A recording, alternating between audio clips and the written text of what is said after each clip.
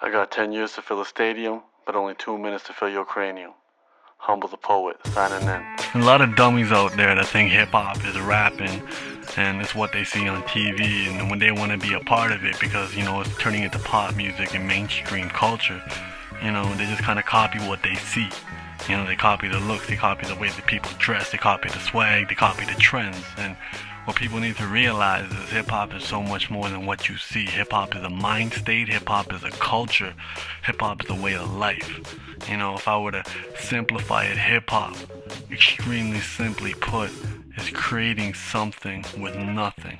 Hip-hop was birthed out of nothing. Hip-hop was birthed out of the necessity for people to have a voice, for people to have recreation time. Hip-hop is not simply rapping or rhyming words. Hip-hop is the way you dance, the way you dress, the way you act, the way you feel, the way you think.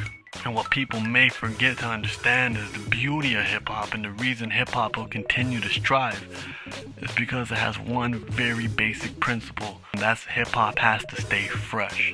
So it will continue shedding its skin and coming up with new styles, new trends, new ways to rap, new ways to dress, new ways to act, new vocabulary. And these are the reason other things become dinosaurs and become extinct. You don't hear about disco anymore because disco didn't survive, it didn't recreate itself, it didn't reinvent itself, it didn't evolve. Hip-hop does. And you got a whole bunch of simple-minded idiots who believe that hip-hop is strictly for, this group of people from this country. Back, 15 years, 20 years ago, they weren't even cool with hip-hop being outside of New York. And when a great group like Outkast won at the Source Awards, they were booed. Now the South runs hip-hop.